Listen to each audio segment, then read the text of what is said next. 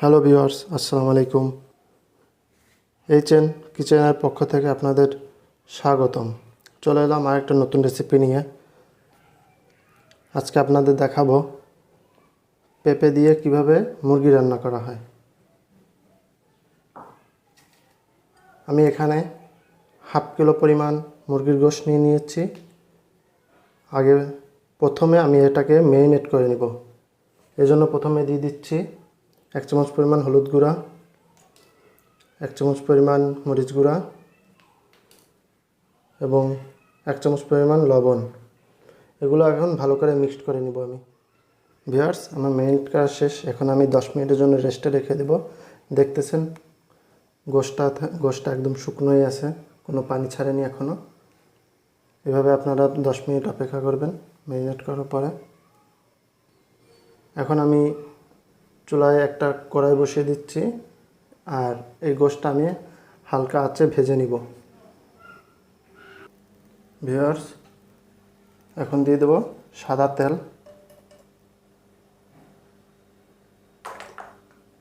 দেখুন কড়াই গরম হয়ে গিয়েছে।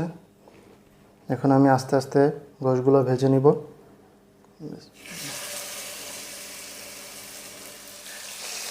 ভিউয়ার্স, আমি দুপাশ ভালো করে ভেজে নিব। আপনারা গোশতটা ভাজার সময় অবশ্যই চুলার পাওয়ারটা লো রাখবেন।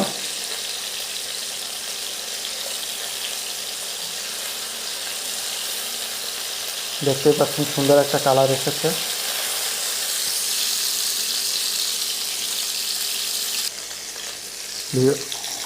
দেখতে পাচ্ছেন আমার মাংসটা ভাজা হয়ে গিয়েছে। এখন আমি সবগুলো আস্তে আস্তে তুলে নিব।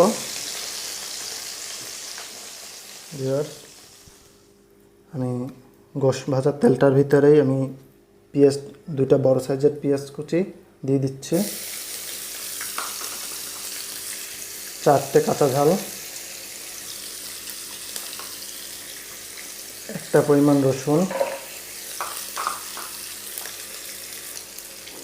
দিয়ে দেব 2টা তেজপাতা, 4টে এলাচ, 5-6টা গোলমরিচ, 3টে লবঙ্গ, 2টা কাঁচা দারচিনি। এখন একটু এগুলো ভালো করে নাড়িয়ে চাড়িয়ে দেব। এখন দিয়ে দেব 4 চামচ পরিমাণ পেঁয়াজ বাটা, 2টা টমেটো পেস্ট,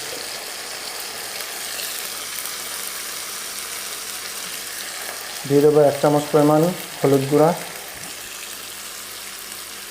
1 চামচ পরিমাণ মরিচ গুঁড়া, 1 চামচ পরিমাণ ধনিয়া গুঁড়া এবং স্বাদমতো লবণ। এগুলো এখন সুন্দর করে মিক্স করে নিব আমি।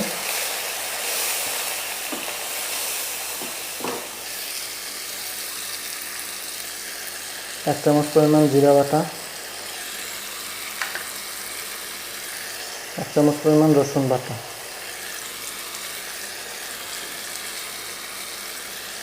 1 চামচ পরিমাণ আদা বাটা। এগুলো এখন সুন্দর করে মিক্স করে নেব। এখন দিয়ে দেবো সামান্য পরিমাণ পানি মশলাটা কষানোর জন্য। এখন মশলাটা একটু ঢেকে দেবো 5 মিনিটের জন্য। ভিউয়ার্স, 5 মিনিট পর চলে এলাম। দেখতে পাচ্ছেন আমার মশলা থেকে তেলটা আলাদা হয়ে গিয়েছে।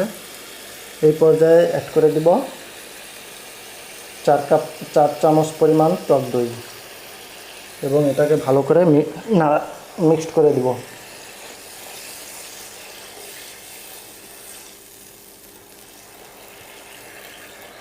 এখন ঢেকে দেব আবার 5 মিনিটের জন্য। ভিউয়ার্স, দেখতে পাচ্ছেন সুন্দর একটা রং এসেছে। এই ফাঁকটাতে আমি আমার পেঁপেগুলো কেটে নিয়েছি। পেঁপেগুলো একটু দেখাই আপনাদের। এই সাইজটা একদম বেশি বড়ও না, একদম ছোটও না। এখন আমি এর সাথে দিয়ে দেবো পেঁপেটা এবং একটু এটারে মিক্সড করে নেব।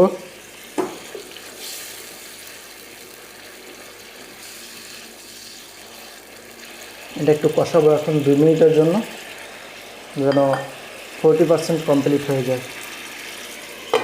ঢেকে দিচ্ছি। ভিউয়ার্স, চলে এলাম আবার, একটু নাড়াচাড়া করে দেব।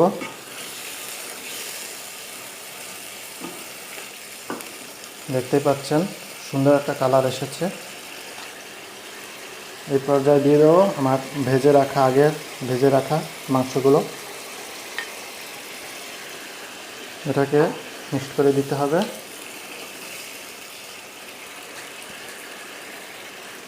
এটাকে সর্বোচ্চ 2 মিনিটের জন্য ঢেকে দেব। ভিউয়ার্স, চলে এলাম 2 মিনিট পরে। দেখতে পাচ্ছেন তেলটা বের হয়ে গেছে, সুন্দর একটা রং এসেছে। এখন আমি দিয়ে দেবো কিছু পানি।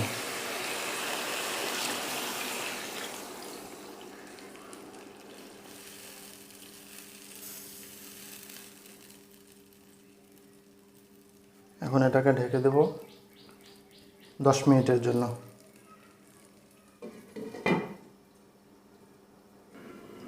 ফিরে এলাম 20 মিনিট পর।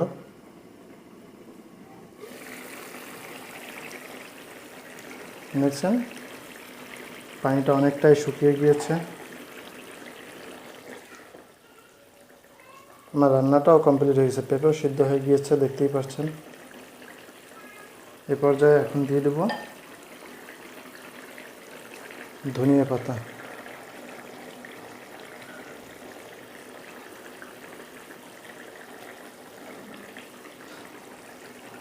এখন আমি চুলাটা নিভিয়ে দেব এবং 5 মিনিটের জন্য ভাপে রেখে দেব।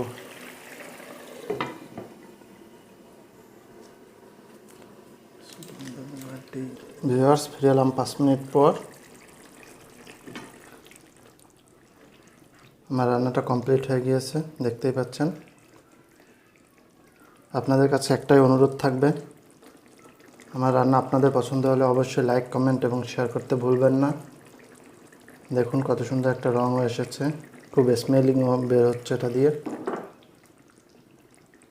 এ পর্যায়ে আমি চুলাটা নিভিয়ে দিব।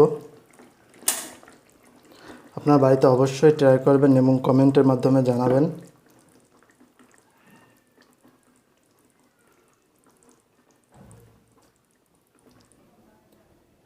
ভিউয়ার্স, আপনাদের কাছে একটাই অনুরোধ, প্লিজ আপনারা অবশ্যই আমার চ্যানেলটিকে সাবস্ক্রাইব করবেন এবং পাশে থাকা বেল বাটনটা চালু করে দেবেন।